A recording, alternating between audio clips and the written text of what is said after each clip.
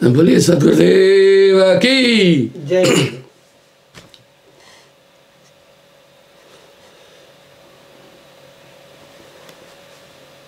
संतो माया तजी न जाई। माया बड़ी कठिन है। हर मनुष्य एक बात जानता है, संसार अनित्य है, इसमें कुछ भी नित्य नहीं है। इसके बावजूद जगत के पदार्थों के प्रति की आसक्ति नहीं हटती है।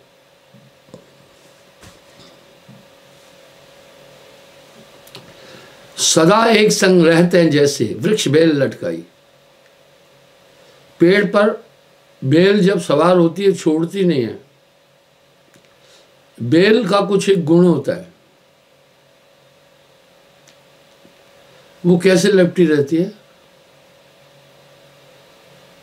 मैंने अपने जीवन काल में जितने पेड़ लगाए, इतने पेड़ शायद कोई नहीं लगाया होगा। 220 आश्रम है। मैं पत्थरों पर भी पत्थर हटाकर मिट्टी रखकर पेड़ लगाता हूँ। आप इससे अंदाज लगाना कि इस गर्मी के मौसम में 500 पेड़ मैंने सेब के लगाए। कभी कभी पेड़ों पर बेलें सवार होती है। मैं लोगों से कहता हूं पेड़ पर बेल नहीं रहने देना। वो इतनी कोमल सी दिखने वाली बेल वो पेड़ को नष्ट कर देती है। उसमें एक गुण ये है,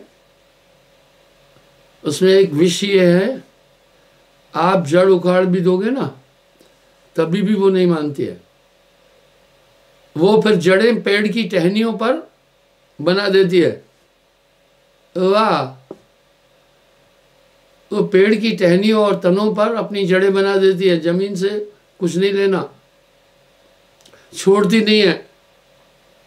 अंतोगत्वा वो बेल पेड़ को नष्ट करके छोड़ देती है। इस तरह माया है, माया छोड़ती नहीं। माया महाठगनी हम जानी, त्रिगुण फास लिए कर डोले, बोले मधुरवाणी। इंसान की नेचर उस पर नहीं डिपेंड है। कभी आप देखते हैं आप आक्रोशित होते हैं, कभी आप शांत होते हैं, कभी आप में विषाद होता है। ये सब वहां से प्रेषित होता है। काम तजे तो क्रोध न छूटे।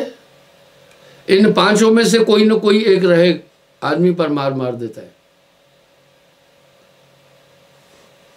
और ये पांचों ही एक रूप है। जैसे मैंने और एक दूसरे के सहायक है।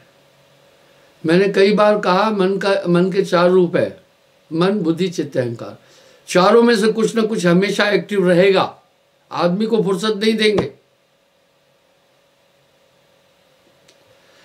काम तजे तो क्रोध न छूटे, क्रोध तजे तो लोभा। हालांकि काम को त्यागना बड़ा मुश्किल होता है। कुछ लोग बड़े अधीन होते हैं। आपको एक छोटी सी हिदायत देना चाहूंगा। स्त्री और पुरुष ग्रस्त रूपी गाड़ी के 2 पहिए हैं। इनमें समानता होनी चाहिए, लेकिन सावधान। अगर पत्नी को ये कह दिया ना, हे प्रिय तेरे बिना नहीं जी सकता, उस दिन से तुम्हारी खैर नहीं है। फिर उस दिन से तुम्हारा बंदर और बाजीगर वाला धंधा शुरू हो जाएगा। इसलिए हर चीज की सीमा है। काम तजे क्रोध न छूटे, क्रोध तजे तो लोभा। अगर किसी यत्न से आपने काम पर नियंत्रण कर लिया, वही काम फिर क्रोध रूप में परिवर्तित हो जाता है। क्या बात है। आप देखते हैं कुछ लोग क्षण क्षण क्रोध करते हैं, छोटी छोटी बात पर गुस्सा करते हैं। वो छा गया क्रोध। अगर क्रोध आपने छोड़ दिया तो वही क्रोध फिर अपना रूप कन्वर्ट करके लोभ हो जाता है, फिर आपका पूरा पूरा ध्यान लोभ में होगा। बहुत बुरी तरह नचा रहे हैं ये। काम क्रोध मद लोभ सबे मिल, या तन में करे ठकुराई। फिर क्या करें, लोभ तजे और आशा उपजे, और हृदय को कहते हैं। फिर आप उसमें ये बारी बारी, जैसे चौकीदार किसी फैक्ट्री का पल भर भी फैक्ट्री को नहीं छोड़ता है चौकीदारी, वो हटता है तो दूसरा आ जाता है, इनकी पाली चलती रहती है। इसी तरह मेरे भाई ये बहुत बड़े दुश्मन अंदर बैठे हैं और सोवत जागत धर धर मारे, सोते जागते धर धर मारते।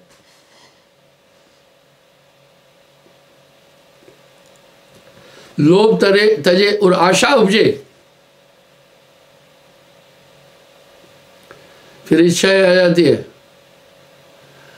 अगर आपने इच्छाओं का भी निरोध कर दिया तो फिर बढ़ियाई, मान आ जाएगा, मान बढ़ाई। यानी 24 घंटे। अब यहां साहब कह रहे हैं, काया गढ़ खोज मेरे भाई, तेरी काल अवध टर जाई। काम क्रोध लोभ सब है मिल, या तन में करे ठकुराई। उनकी हुकूमत चल रही है, जैसा चाहे इंसान को वैसा बना देते हैं। सावधान।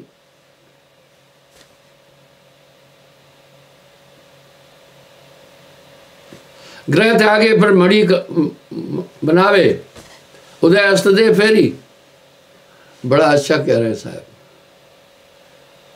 कह रहे हैं अगर कुछ घर भी छोड़ देते हैं तो ये नहीं छोड़ते हैं, ये छोड़ने वाले हैं ही नहीं। जिनसे सुमरण घर में न बने, तिन से बन जाए कभू न बने। इसलिए हमारे संत महात्माओं ने, पूर्वज ऋषि मुनियों ने जीवन शैली के नियम दर्शाए।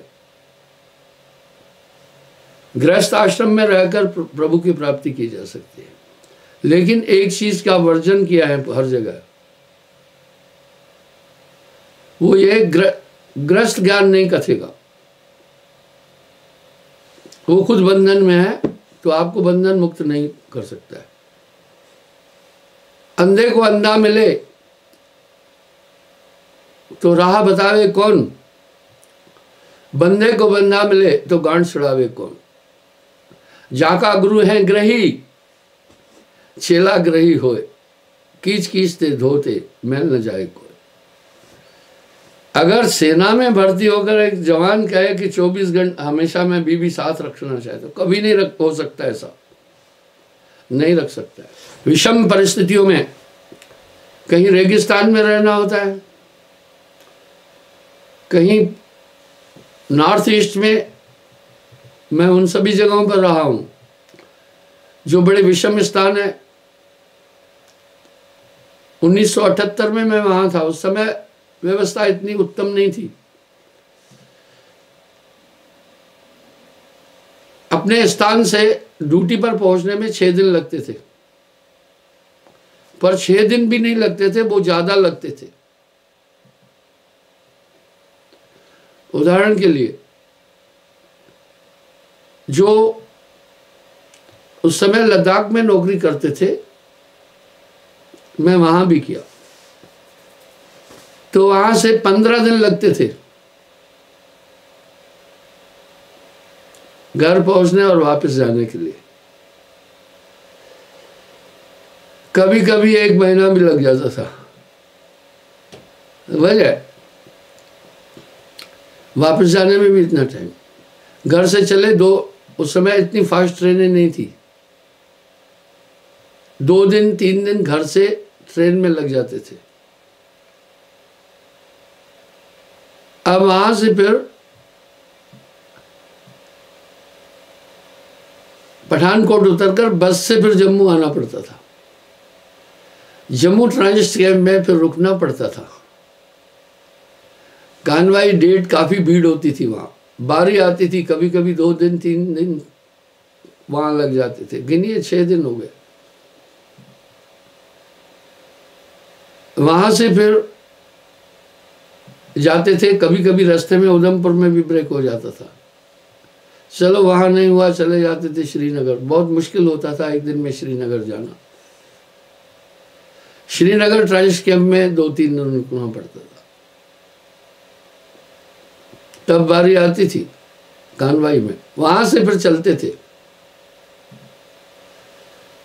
तो एक आध दिन दुर्बुक में, यहां द्रास में भी रुक जाना पड़ जाता था,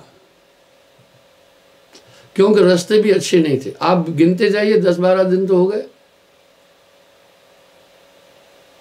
वहां से फिर जब चलते थे तो लेह में फिर ट्रांजिट कैंप में 2-3 दिन रुकते थे। वहां फिर ड्यूटी भी करते थे। वहां से लेह से फिर जाते थे चांगला टॉप क्रॉस करके दुर्बुक। वहां हेडक्वार्टर है, वहां 1 दिन 2 दिन रुककर फिर आगे के लिए सफर करते थे जहां पहुंचते हैं। आप हिसाब लगाएं।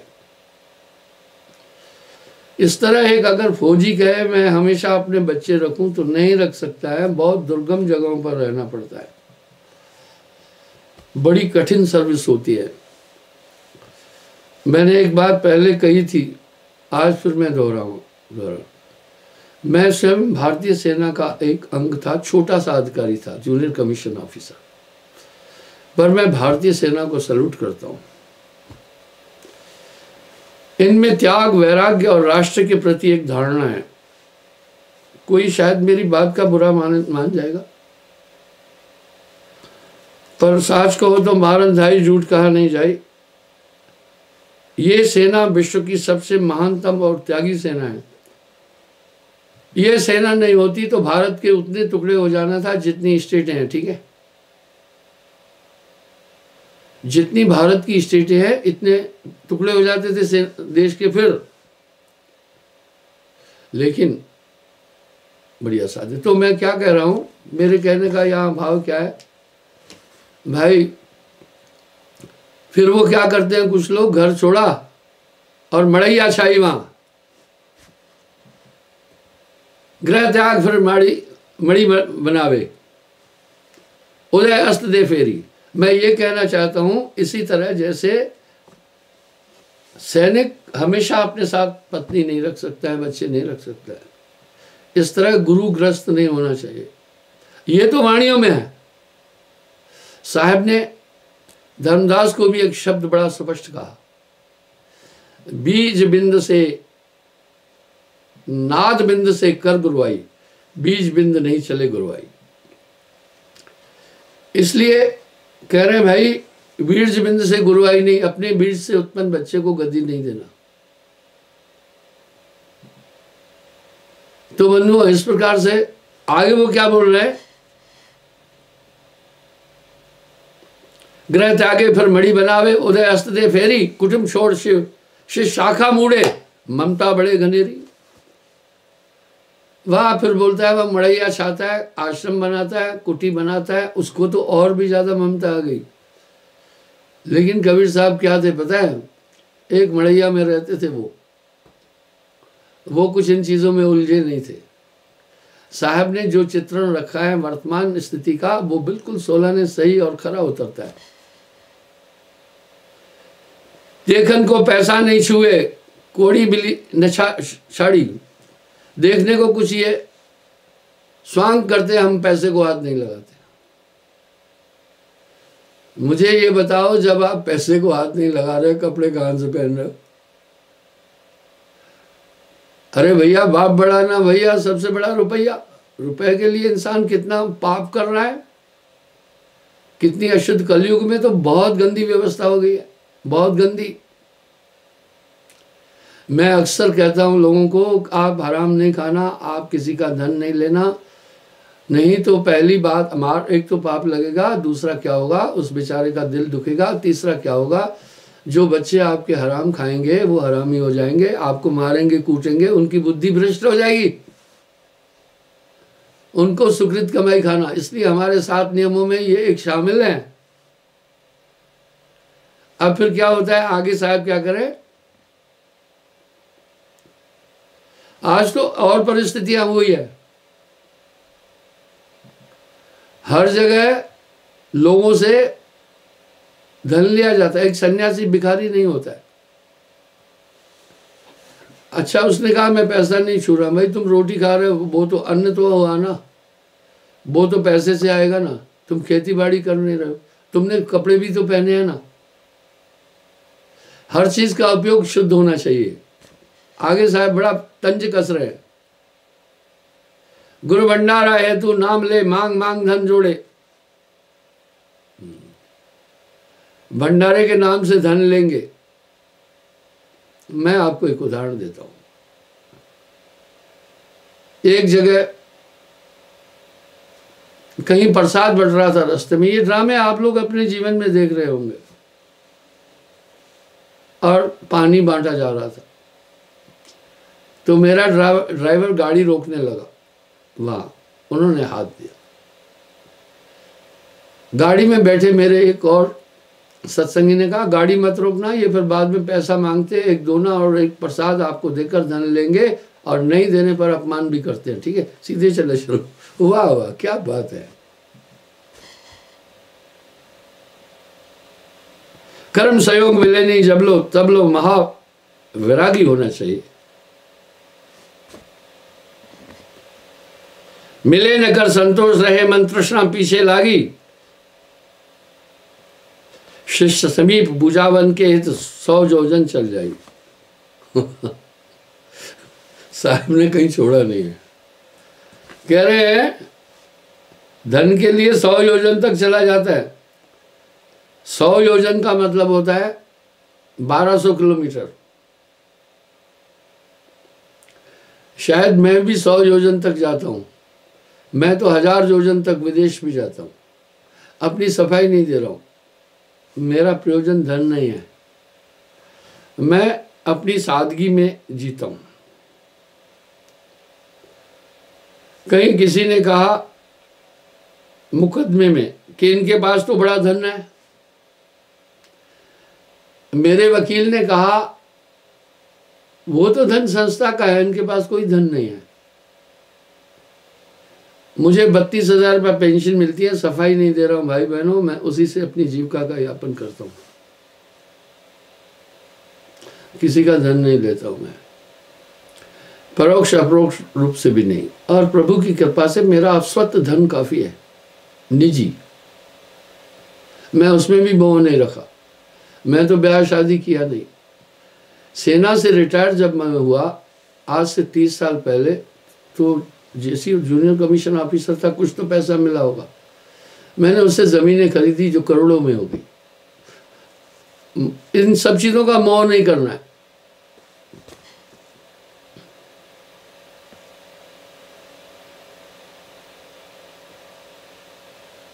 जावे हमें छोड़ मत और को मानो, यह उपदेश धड़ावे सोई त्यागी जो करे न इच्छा, मिले द्वेष नहीं माने, कहे कबीर सुनो भाई साधो, माया झूठी जाने। मैं आपको जो प्रत्यक्ष अनुभूतियां हैं वो आपके साथ शेयर करता हूं। कहीं कहीं नामदान के लिए छांटती गुरुजी कैसे करते हैं वो मैं बताता हूं। आप कहेंगे महानिंदक है। ना ना ना, निंदा निंदा सब कहे, निंदा न जाने कोई, जैसे को तैसा कहे वो भी निंदा ना होए। सुनिए, वो एक लाइन में खड़ा करते हैं। गुरुजी अब मूल्यांकन करता है कि किसको नाम दे। उसके मूल्यांकन का क्या भाव होता है? पहले वो वस्त्र देखता है कि अच्छे वस्त्र पहने या नहीं, गहने देखता है, सेहत देखता है, खाते पीते घर का है या नहीं। जब वो ये मूल्यांकन कर लेता है तब यूं इशारा करता है इधर, चेला उसको, और नहीं देना यूं करता है, चेला पकड़कर खींचकर उसको उसी समय बाहर कर देता है। ये है मूल्यांकन की विधि। मेरा मूल्यांकन इससे कहीं अलग है। मैं आंखों में देखता हूं सिर्फ। आंखों में क्यों? इसमें प्रेम है या नहीं, इसमें श्रद्धा है या नहीं, इसमें जिज्ञासा है कि नहीं। ये आंखें सब कुछ बता देती है।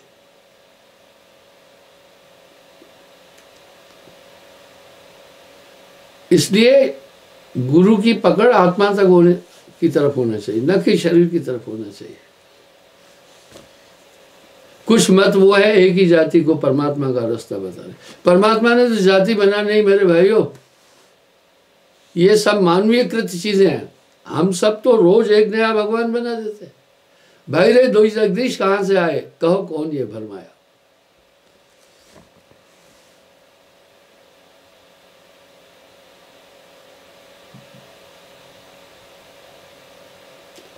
त्यागी जो सोई जो करे न इच्छा, मिले द्वेष नहीं माने, कहे कबीर सुनो भाई साधो, माया झूठी जाने।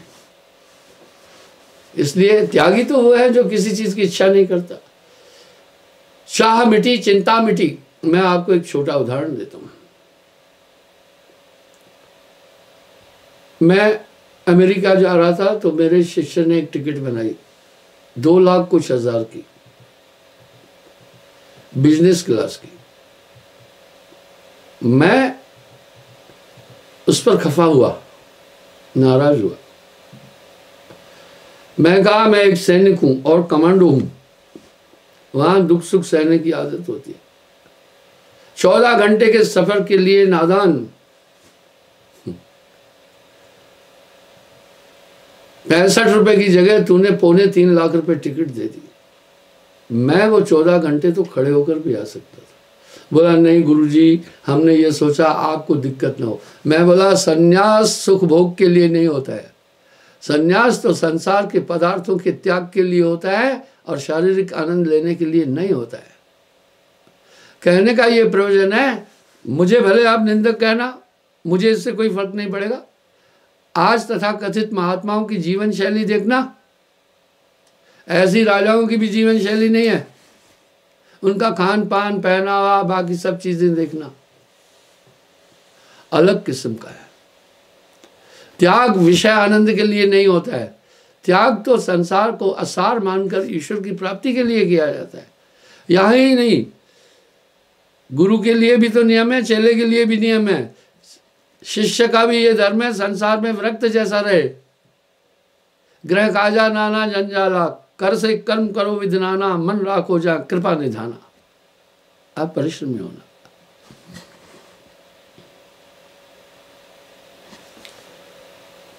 निज दुख सुख सम सबको जाने। बड़ी सुंदर बात कर रहे हैं साहब।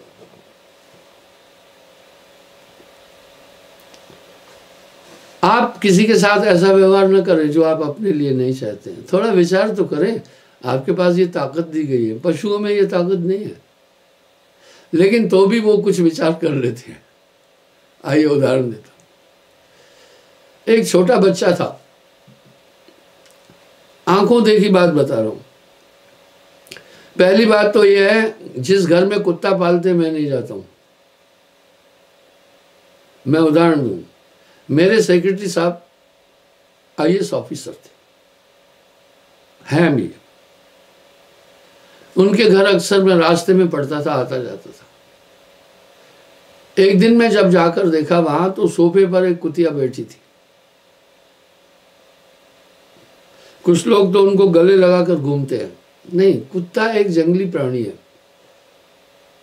आपने वाइल्ड डॉग देखा ना, धीरे धीरे आदमी ने उसको पकड़कर अपने यहां बनाया। इस तरह जो ये मनुष्य बड़ा अटपटा है। जो भैंस है ये दरअसल जंगली जानवर है। प्राचीन काल में भैंस का प्रचलन नहीं था, लेकिन आदमी ने उनको पकड़ पकड़ करके अपने अधीन कर लिया। आदमी बड़ा तेज चीज है। उसके बाद मैंने उनके घर जाना कम कर दिया। शास्त्रों में लिखा है, पशुओं की आंखों में कभी घूर कर नहीं देखना, उनकी वृत्ति आ जाएगी। पशुओं के किसी अंग को, गुप्त अंगों को कभी मत देखना, दूषण हो जाएगा। पशु पक्षी जब संभोग करें तो उनकी तरफ कभी मत देखना। यहां तक कि मनुष्य के लिए शास्त्रों में यह भी इंगित है, अपनी पत्नी के साथ रति क्रिया करते हुए भी उसके गर्भ द्वार को कभी नहीं देखना। ये हमारे शास्त्रों ने सभी चीजें निर्धारित की है। सोशल लाइफ की गाइडलाइन जितनी हमारे धर्म में, वर्ल्ड में कहीं नहीं है। वो हमारी संस्कृति हमें जीवन पद्धति सिखाती है। तो बंधुओं, वो कुत्ता क्या कर रहा था, बच्चा कुत्ते को कभी पूंछ ऐंठ रहा था, कुत्ता बेचारा सह रहा था, कभी कान खींच रहा था, कुत्ता ऐसे ऐसे कर रहा था, कभी कभी उसकी नाक में उंगली दे रहा था। कुत्ता अपना विरोध शालीन तरीके से अपना रहा था। वो विचार कर रहा था, इसी घर में मैं रहता हूँ, इसी घर का ये बालक है। वो क्रूर नहीं होना चाहता था। कुत्ता जब उसको हद से ज़्यादा परेशान किया, अब बच्चा, कुत्ता उठा जोर से, काटा तो भी नहीं। उसने विचार किया ना, उसने भी तो विचार किया ना। हिता अनहित पशु पक्षिन जाना, मानव तन गुण ज्ञान निदाना। अगर आप इस विचार को अपना साथी बनाएंगे, हर अपराध से बचते जाएंगे। और साहब कह रहे हैं, कर विचार है ही के माही। औरन को उपदेश दिलावे, आप स्वत नहीं माने। वाह, यहां साहब ने तंज कसा है बड़ा तगड़ा। कहता तो बहुते मिले, भाई कहने वाले बहुत मिल जाते हैं। कहता तो बहुते मिले, गहनता मिला न कोई। वह कहनता वह जान दे, जो न गहनता होए। बोला उस कहनता को छोड़ दो जो ग्रहण नहीं कर रहा है। तो साहब ये कह रहे, और इनको उपदेश धड़ावे, आप स्वत नहीं माने। मुख कुछ और हृदय कुछ और है, कैसे राम है जाने। और से कहे मोह नहीं कीजिए, जो चाहो सो भाई। माया मोह आप उर्जाने, दिक ऐसी चल रही है।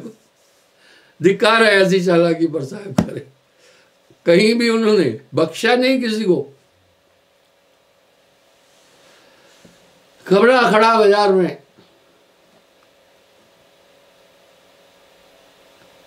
हाँ तो मैं ये बात बता रहा था, तो मेरे वकील ने उनको कहा भाई इनकी तो कोई प्रॉपर्टी नहीं है। और सच में नहीं है, मेरे नाम पर आप चेक करना, कुछ नहीं है। संस्था है, इसके सदस्य है, अलग व्यवस्था है। मेरी कोई निजी संपत्ति थी, वो दे दी, नहीं है।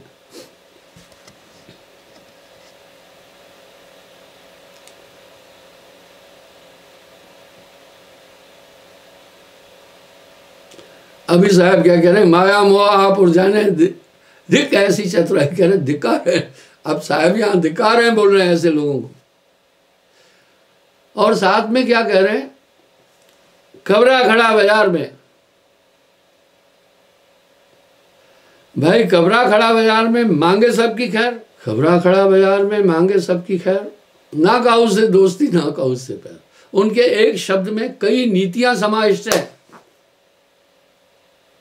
लोग कह रहे हैं घाघर में सागर समाया, मैं कह रहा हूं कबीर साहब ने तो बूंद में सागर समा दिया है। अब यहां साहब खुद अपनी वाणी में कह रहे हैं, बिंद समाना सिंधु में, ये जाने सबको है, पर सिंध समाना बिंदु में, ये जाने वाला को है। लेकिन समुद्र बिंदु के अंदर समाया है। समुद्र का अस्तित्व ही बिंदु से है। अनंत बिंदुओं के समावेशन से ही समुद्र का अस्तित्व है। वो सब पानी की सूक्ष्म बिंदु है। तो कह रहे हैं ऐसे आदमी को धिक्कार है। दूसरों को तो कहे माया में नहीं लिपटना, खुद माया में है।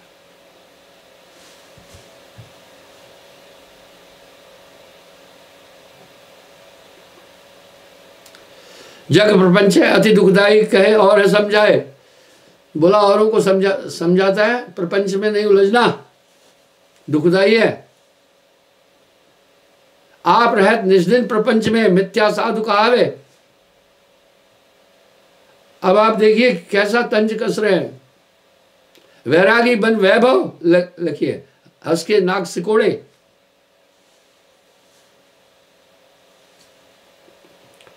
पड़ी अपावन फूटी कोड़ी, तेह देख नहीं छोड़े। अपावन क्या कहते हैं, गंदा धन। तो साहब वाणी में एक शब्द कह रहे हैं, पात्र कुपात्र विचार कर तब दीजिए तय दान, देंदा लेंदा सुख लय कबो न होती हार। मैं उदाहरण देता हूं, ये उदाहरण शायद पहले भी दिया। एक बुआ दित्ता था, उसका नाम था बुआ दित्ता, वो शरीर छोड़ चुका है, जम्मू शहर का था। भक्ति में वैराग्य उसको आया, मुझे कहने लगा गुरुजी मोह माया झूठी है। हाँ, मेरी 2 बीघा जमीन है शहर में, करोड़ों रुपए की है, वो आप ले लो। मैं तहकीकात करता हूं पहले, ये धन सुकृत कमाई है या नहीं, मैं तहकीकात करता हूं।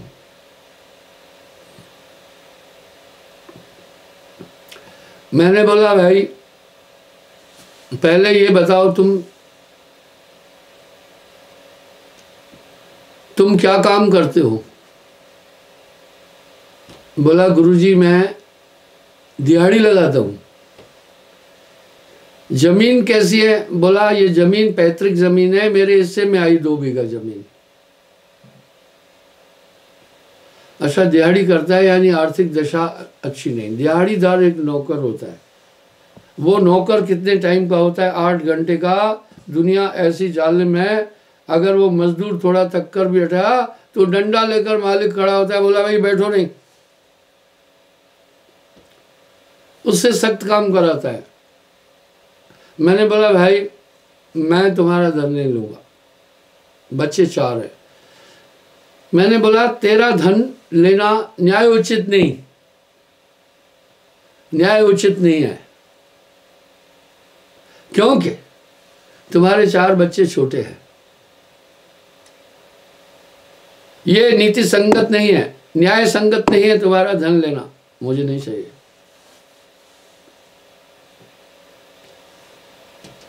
हाँ तुमने दे दिया, तुम्हारा संकल्प, बोला मेरी इच्छा थी। मैं कहा तुमने दे दिया, मैं तुम्हें वापस तुम्हारे बच्चों को देता, मुझे नहीं चाहिए। कई लोगों ने मुझे दान दिया, वो मुझे क्या दान दिया, वो तो संस्था का धन है, मेरा नहीं है। पर संस्था का कार्यवाहक होने के नाते मेरा कुछ कर्तव्य है। इस तरह साहब कह रहे हैं, पात्र को पात्र विचार कर तब जी दिए तह दान, देंदा लेंदा सुख लहे और न हो सियान। आज तक मैंने किसी से आकांक्षा नहीं की, मैंने नहीं चाहा। साहब ने भी एक शब्द कह दिया है, एक पेड़ 2 बाछी, साधु के गले की फांसी। तो इस तरह से कहने का मतलब है किसी को वो तीनों तरह से दान के लिए प्रेरित नहीं करे। मानस, राजस, तामस, ये 3 प्रकार का दान वर्जित है। ये 3 प्रकार का दान वर्जित है। किसी से मांगना नहीं है, माफी चाहता हूं। मैं कोई जीवन के क्षेत्र में निकम्मा भी नहीं था। मैंने संन्यास जीवन यापन के लिए नहीं किया है। कोई अपंग और डिसेबल भी नहीं था। मैंने शादी भी नहीं की गुरु के शब्द पर। एक ही लक्ष्य था, हम कितने लोगों को अध्यात्म से जोड़ सकते हैं। साहब ये तंज जो कस रहे हैं इसमें वजन है, आप समझे इसे। पड़ी अपावन फूटी कोड़ी, ताए देख नहीं छोड़े, निस्वार्थ को कथा सुनावे, बहुविध कर बकवादा। कुछ छोड़ा ही नहीं है, बड़ी अनर्गल बातें और बकवास करेंगे। मैंने कल भी बताया था, कुछ लोगों ने तो एक फ्रॉड जैसा भी अपनाया है। सत्संग के पीछे एक ट्यून लगाई है जिससे नींद आ जाए, तो आदमी सोचे हाँ, उसका सत्संग सुनते सुनते आदमी विभोर होकर के आनंद में पहुंच जाता है। आज हम ऐसे कलिकाल में जिंदा हैं। 10 दिशा में लागी आग, कहे कबीर कहां जाइयो भाग।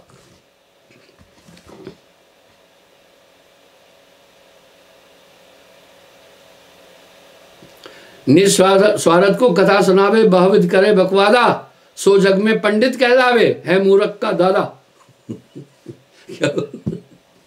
निसंदेह ये साहब ने तो क्या गजब, कॉमेडियन भी हार जाएंगे उनके सामने।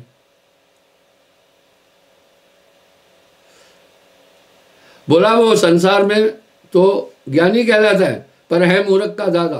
राग देश जब लग घट भीतर, क्या क्या भय वेश बनाए। सफा कर दिल के हुजरे को, खर नहीं होत केसरी कबहूं। जो ये खर है ना, खर जानते हैं इसको, सरकंडा भी कहते हैं, वो कभी केसर नहीं हो सकती। सिंह की खाल उड़ाए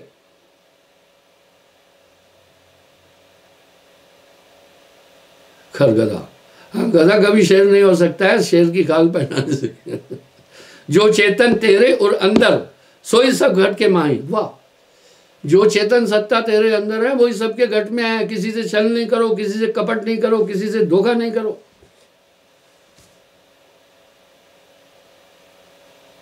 कहे कबीर नाम किम दर्शे, मैं तू छूटत नहीं। वाह क्या बात है, कितनी कोकिला और प्रेरणात्मक वाणी है। मैं साहब लोगों से क्या कहता हूँ पता है, साहब की वाणी कॉशनरी है, ये कॉशन देती है जीवन शैली, जीवन जीने के विषय में। मैं क्षमा चाहूँगा, समय हो रहा है, कल पुनः मैं हाजिर हो जाऊँगा। साहिब।